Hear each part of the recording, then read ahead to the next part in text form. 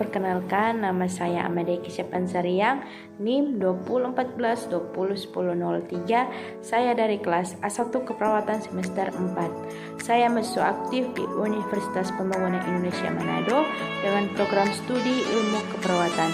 Tujuan pembuatan video ini untuk memenuhi tugas UAS dengan mata kuliah keperawatan HIV/AIDS dengan dosen pengampu Nurse Engri Nindi Eskep MKes. Pada video ini saya akan membahas tentang pencegahan HIV/AIDS. Yuk kita bahas. Apa itu HIV/AIDS? Nah, HIV/AIDS ini adalah penyakit menular seksual yang dapat menyerang siapa saja di segala kalangan usia.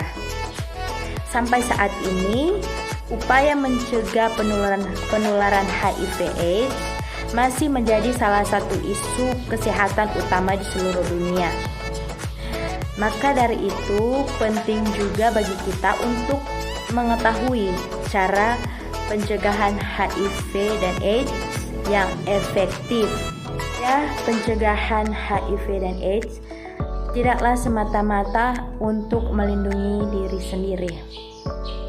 Mencegah penularan infeksi akan turut melindungi keluarga dan kerabat dekat kita, serta membantu menekan risiko meluasnya wabah penyebaran penyakit di lingkungan sekitar. Kita masuk pada pencegahan HIV/AIDS, yaitu yang pertama, waspada jalur penularan penyakit. Bentuk pencegahan HIV/AIDS yang paling utama adalah dengan mengetahui cara penularan HIV/AIDS. Sayangnya ada banyak mitos dan teori tentang penyebaran penyakit ini yang ternyata salah kaprah. Aktivitas seks berisiko seperti hubungan seks vaginal, seks oral, atau seks anal tanpa kondom adalah jalur penularan HIV/AIDS yang paling umum. Namun, kita bisa saja tertular penyakit ini dari hal-hal yang tidak pernah diduga sebelumnya. HIV dapat pula ditularkan melalui kontak darah dengan darah dan kontak langsung antara selaput lendir maupun luka yang terbuka dengan cairan tubuh seperti darah, ASI, air mani, atau cairan vagina yang terinfeksi.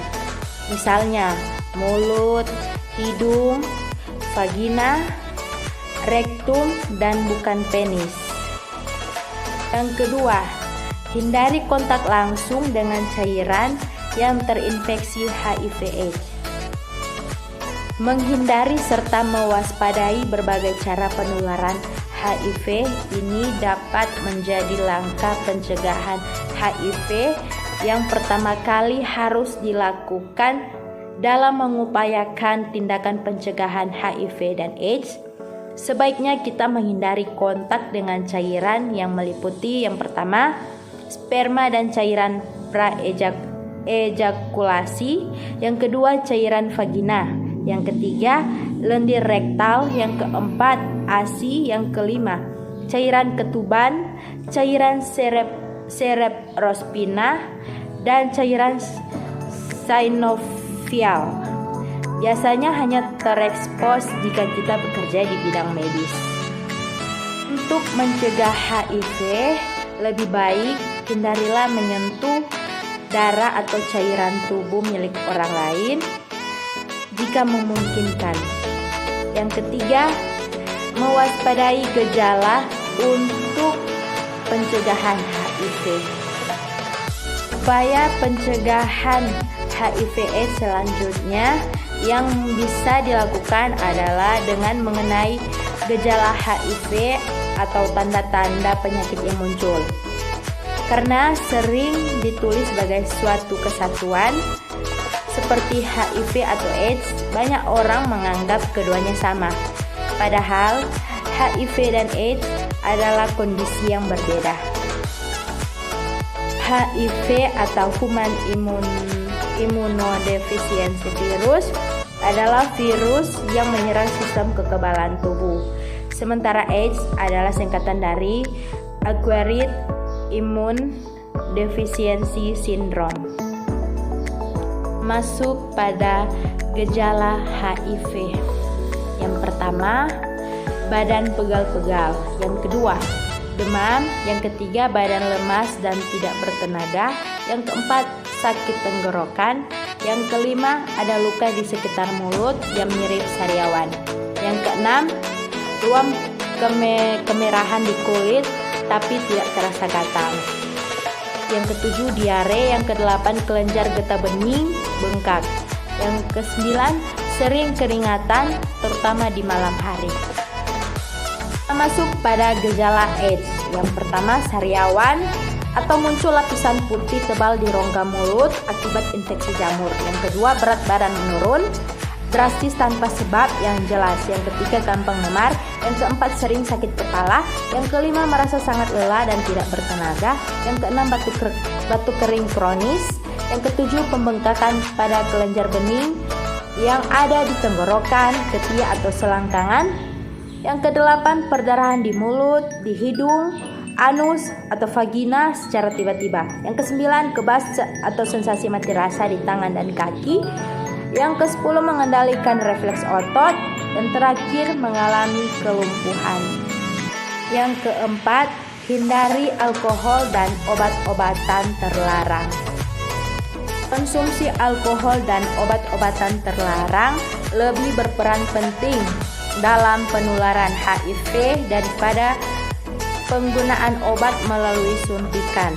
Alasannya karena kedua zat adiktif tersebut dapat memengaruhi fungsi kognitif dalam membuat keputusan. Hal ini memungkinkan seseorang untuk melakukan tindakan-tindakan yang berisiko di luar kontrol diri. Contohnya seperti melakukan seks tanpa kondom dengan orang yang terinfeksi. Kelima, jangan pernah berbagi jarum atau alat suntik. Orang yang menggunakan obat intravena atau infus dan sering berbagi jarum atau alat suntik bisa terkena HIV. Pasalnya, jarum yang tidak steril sehabis dipakai bisa menjadi media penularan HIV dari penderita ke tubuh sehat lainnya. Keenam, konsultasi ke dokter jika Anda hamil. Seperti yang sudah disinggung sebelumnya, penyakit HIV/AIDS kerap kali tidak menunjukkan gejala yang berarti. Ini artinya sangat mungkin bagi ibu wanita hamil yang menderita HIV tidak menyadari bahwa dirinya telah terinfeksi penyakit tersebut.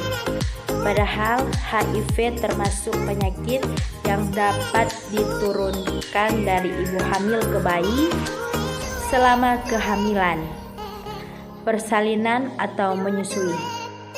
Sekian penjelasan saya tentang pencegahan HIV/AIDS. Terima kasih.